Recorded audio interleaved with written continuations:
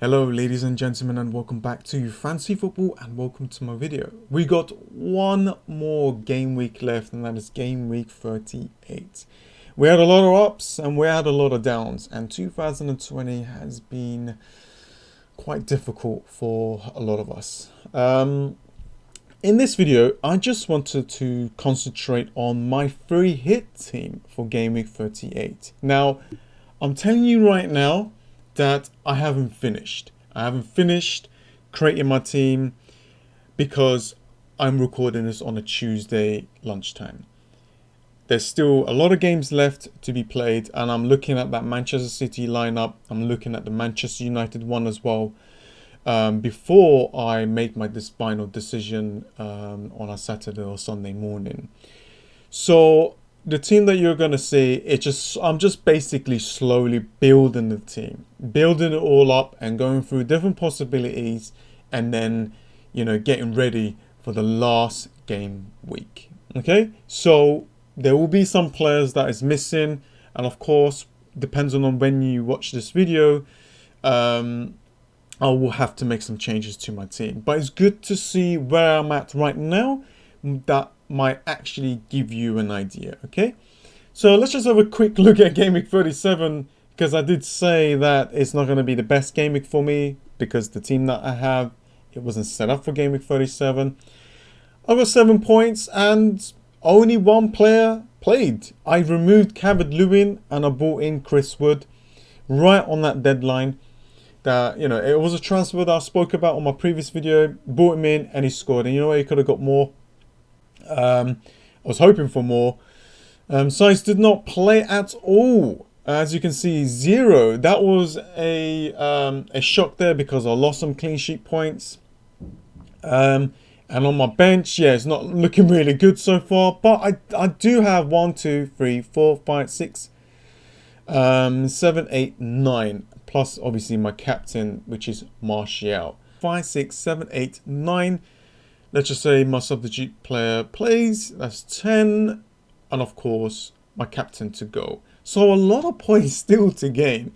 I did mention that Game Week 37 isn't going to be the best game week for me. And I didn't want to take an additional hit just because of this kind of issue. I knew that it was going to be difficult for my team. But yeah, removed Calvert-Lewin, brought in Chris Wood. That worked. So we will see. I'm not fussed right now. I hope that I can do okay. And then, just go for it in Game Week 38. So here we go, guys. This is my free hit draft team so far for Game Week 38.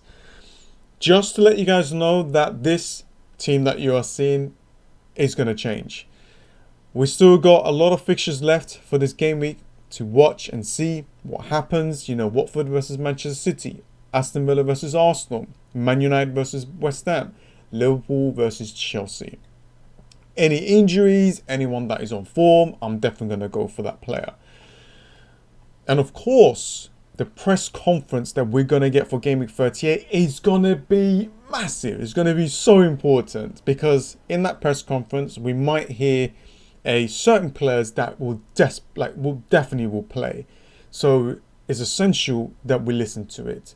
And just before the deadline for Game Week 38 on a Sunday, just before, what's the time here? At 3 o'clock. Yeah, just before 3. So 2 o'clock is the deadline. We may find some extra information on the players that could play for Game Week 38. So it's important to be on Twitter to find out all of these informations. So I'm just going to go through all of my players and give you guys my reasons why I picked them. Obviously, still early stages. Still got a lot of fixtures left. And I'm going to go through a different player options for this team, and obviously captain options. I know there's a couple of people out there who still has the triple captainship. I'm going to try my best to help you guys out. So first up, we got Martinez in goal against Watford at home. That is a 4.4 goalkeeper. Now, Watford has still got something to play for. If they get a draw against Manchester City tonight, then they're safe. They're safe and they're in the Premier League next season. And obviously, if they still lose, you know, they still got goal difference ahead of the other two. That is in a relegation battle. But because it's against Manchester City, that could all change. But yeah, I think this is a great game for Arsenal to do really well and get us a lot of points. That's why I have Martinez here in goal. I could change him to like Pope, but Martinez being the ownership of 3.4, I think is good enough to help me out with the ranks. Got Luca Dean here against Bournemouth. At home, we know what Luca Dean can do. He's 5.9, only 13% owned, so he's a little bit low. I could downgrade him and get someone really cheap and upgrade my midfielders and here and there. But I think he is a player that if Everton does keep a clean sheet, he is a player that could get the maximum bonus points, and that's why I have him in my team. We've got Trent here. To be honest with you, I do want to remove Trent, but I just don't want to do that right now. With the money, I could go and upgrade my 5th midfielder, bring in Song and remove Wood maybe, and go for that 3-5-2 formation against, Tottenham against Crystal Palace. Crystal Palace is there's a lot of injuries there, and I can see Tottenham doing really well and scoring a lot of goals. I'm actually quite afraid of not having Song, and Song being low ownership, that might help me out a lot. So that's the kind of idea here. So for now, Trent is in my team, but I think moving forward, going into Gameweek 38, I might actually remove him and downgrade him for someone else. Next up, we've got Peters here. That is 4.3, only 5.5% owned, so is lower ownership than Pope. So I wanted to still try and get that clean sheet, but from another player. And he's a player that could get an assist. He got an assist in his last game.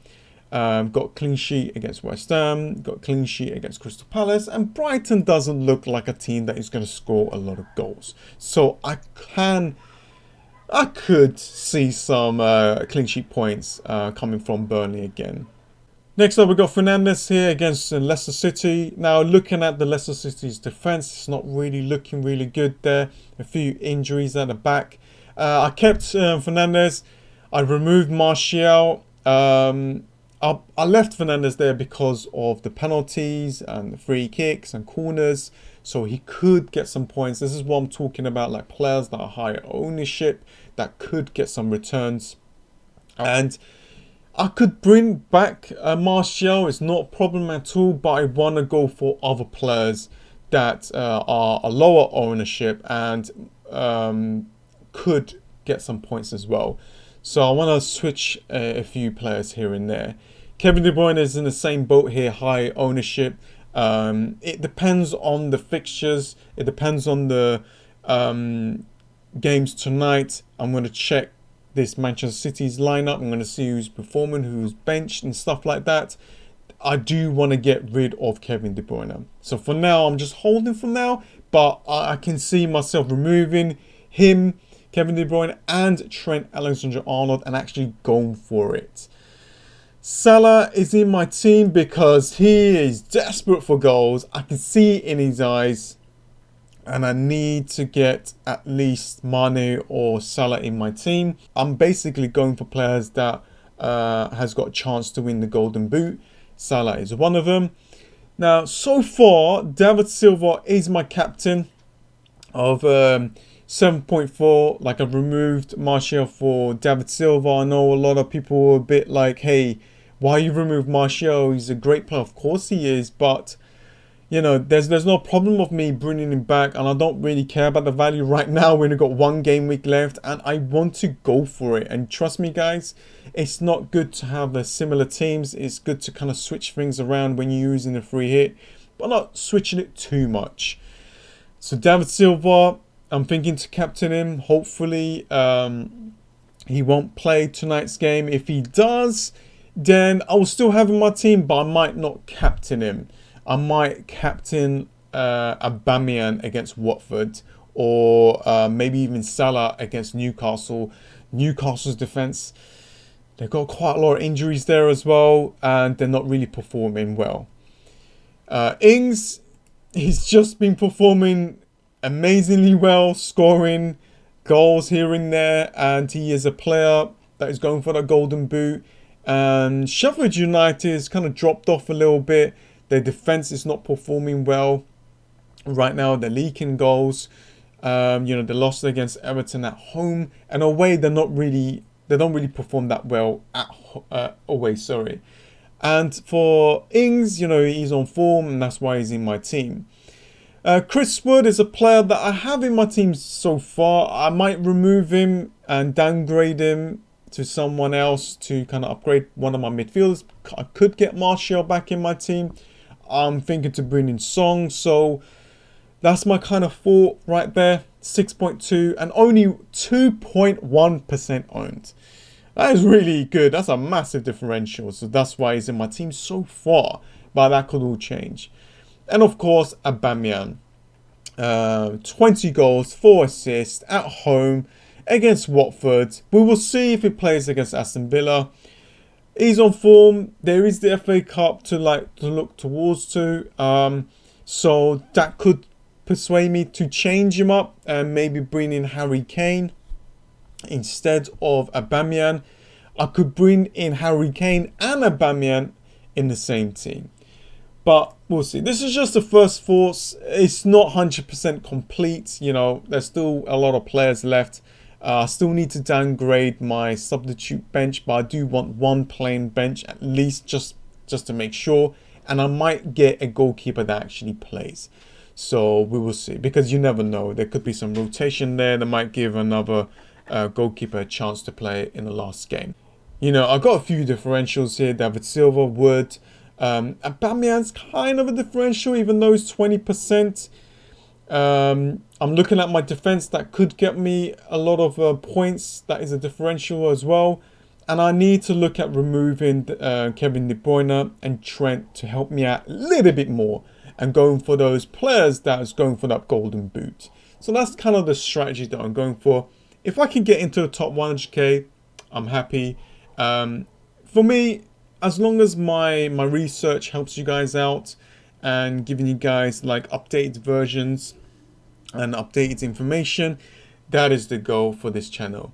I'm pretty sure that helped quite a few people out there, so I have achieved what I have to achieve, and that is about it. Thank you so much for joining, guys. If you're new to the channel, subscribe, because I am going to be here for next season. I'm going to be talking to you guys about that in the next video. Thank you guys, and I'll see you guys next time. See ya.